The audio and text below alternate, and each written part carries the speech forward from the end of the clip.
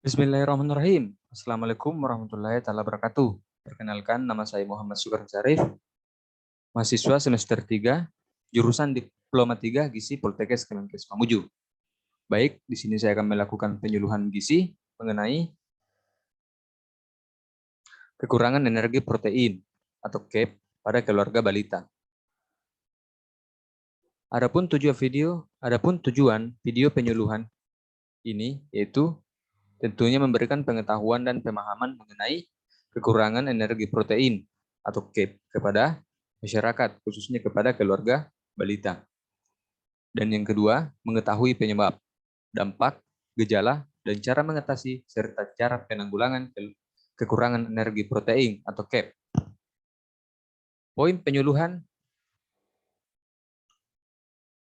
ini terdiri dari pengertian penyakit KEP, pengertian KEP, penyebab KEP, dampak KEP, gejala KEP, cara mengatasi KEP, dan cara pencegahan KEP.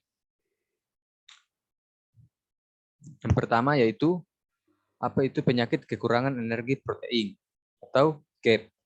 Penyakit KEP diberi nama secara internasional, yakni kalori protein malnutrition atau CPM, dan kemudian diganti dengan istilah protein energi malnutrition atau PEM.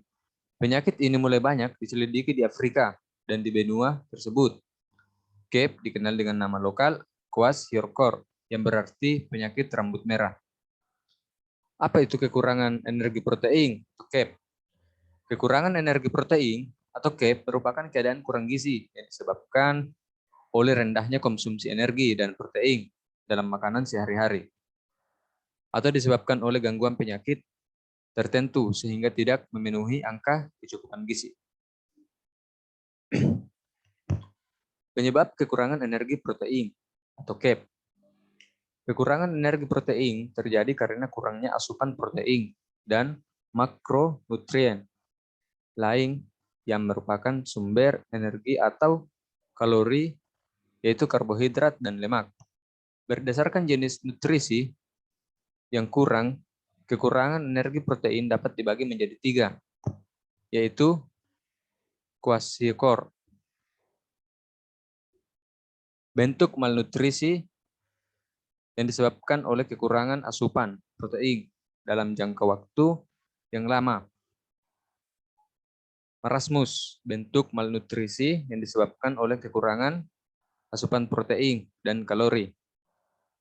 Marasmus dan kwashiorkor, bentuk malnutrisi energi protein berat yang merupakan kombinasi keduanya. Dan di slide ini terdapat gambar.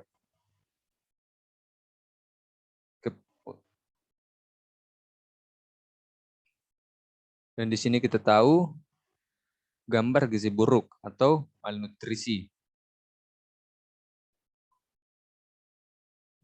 Dan contoh gambar kekurangan energi protein. Di sini kita dapat membandingkan secara jelas mana yang normal, mana yang kwashiorkor, dan mana yang marasmus.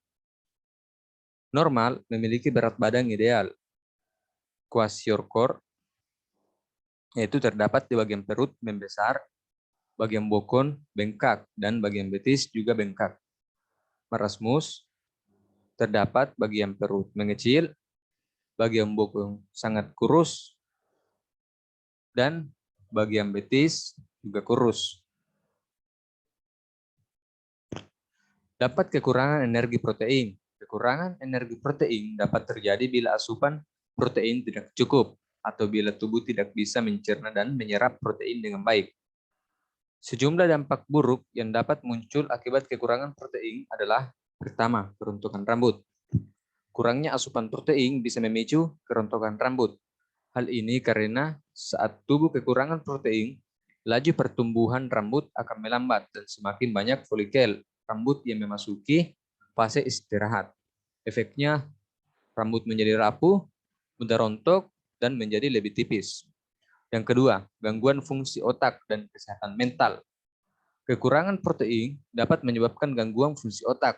Alasannya adalah karena asam amino yang terdapat pada protein dibutuhkan untuk pembentukan beragam jenis neurotransmitter, yaitu senyawa kimiawi yang berperan mengantar stimulus atau pesan ke sel saraf otak maupun otot.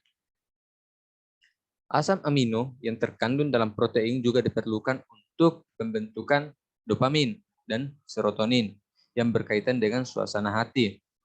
Kekurangan dopamin dan serotonin bisa membuat suasana hati menjadi buruk dan memicu gangguan perilaku. Yang ketiga, imunitas tubuh menurun. Kekurangan protein dapat menurunkan kekebalan atau imunitas tubuh.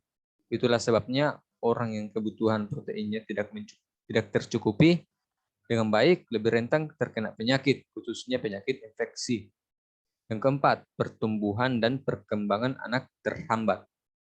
Pertumbuhan dan perkembangan anak juga dipengaruhi oleh kecukupan asupan proteinnya. Seperti sudah dijelaskan sebelumnya, protein merupakan bahan baku berbagai jaringan, hormon, dan neurotransmitter. Jika asupan protein anak kurang, tentu saja proses pertumbuhan dan perkembangannya dapat terganggu. Salah satu tandanya adalah anak mengalami stunting atau memiliki tubuh yang lebih pendek daripada anak-anak lain seusianya. Dan yang kelima, proses penyembuhan luka menjadi lambat. Kekurangan asupan protein dapat memperlambat proses penyembuhan luka. Penelitian menunjukkan bahwa salah satu penyebab luka yang sulit sembuh adalah rendahnya kadar protein di dalam tubuh. Hal ini tentu mengherankan karena protein dibutuhkan untuk memperbaiki jaringan yang rusak dan membentuk jaringan yang baru. Gejala kekurangan energi protein atau KEP.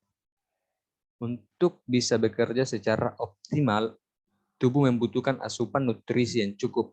Saat tubuh kekurangan energi protein, dalam jangka waktu yang lama dapat muncul beragam keluhan dan gejala. Gejala yang umumnya muncul adalah berat badan di bawah normal dengan indeks massa tubuh atau IMT kurang dari 18,5 kg per m². Lelah dan lemas yang terus-menerus, mudah kedinginan, nafsu makan berkurang, penyusutan otot atau atrofi otot dan lemak tubuh. Perubahan sikap dan emosi misalnya menjadi apatis, tidak peduli dengan lingkungan, sering gelisah, mudah marah, sulit berkonsentrasi atau terus-menerus sedih, kulit kering dan lebih pucat, sering sakit dan luka lebih lama sembuh, rambut rontok hingga botak, mati rasa atau kesemutan, diare kronis, diare yang berkepanjangan.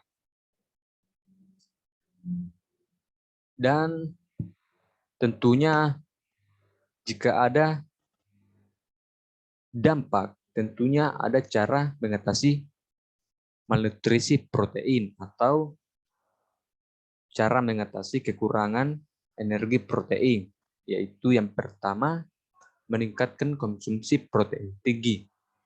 Penanganan pada penderita malnutrisi bisa diatasi dengan cara memperbaiki pola makan dan meningkatkan asupan makanan yang kaya akan kalori serta protein. Pemberian makanan yang bergizi ini juga dapat membantu mengatasi orang yang terkena penyakit kekurangan protein kwashiorkor. Yang kedua, memberikan multivitamin serta cairan. Jika pasien dirawat di rumah sakit, biasanya dokter akan memberikan multivitamin dan obat tertentu. Selain vitamin, dokter juga akan memberikan banyak asupan cairan agar pasien tidak mengalami dehidrasi. Yang ketiga, mengatasi hal yang menyebabkan kekurangan nutrisi. Malnutrisi juga bisa disebabkan oleh beberapa penyakit seperti demensia, gangguan pencernaan, depresi, dan lainnya. Untuk mengatasi malnutrisi yang disebabkan penyakit, maka dibutuhkan pengobatan untuk menyembuhkan penyakit tersebut. Yang keempat, kebutuhan protein harian. Agar tubuh mendapat protein yang cukup, maka Anda perlu mengetahui angka kecukupan gizi protein yang direkomendasikan sesuai dengan kelompok usia.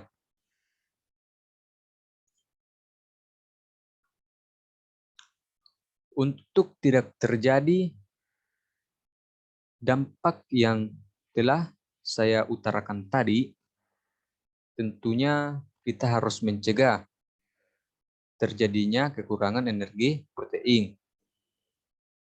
Di sini saya akan membahas beberapa cara pencegahan kekurangan energi protein. Itu sebelum terjadi tanda dan gejala KEP seperti yang telah diuraikan, beberapa hal di bawah ini belum bisa dilakukan. Berikut adalah 4 langkah untuk mencegah kekurangan energi protein.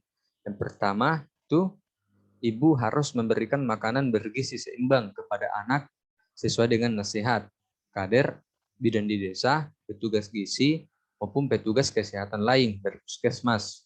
Yang kedua, ibu harus menyusui anak sampai berusia 2 tahun. Ketiga, berikan makanan pendamping ASI sesuai umur anak. Dan yang keempat, anak ditimbang setiap bulan di posyandu, puskesmas pembantu, puskesmas, dan tempat pelayanan kesehatan lainnya. Baik, mungkin inilah video yang bisa saya sampai di sini yang bisa saya jelaskan atau berikan kepada teman-teman atau masyarakat umum.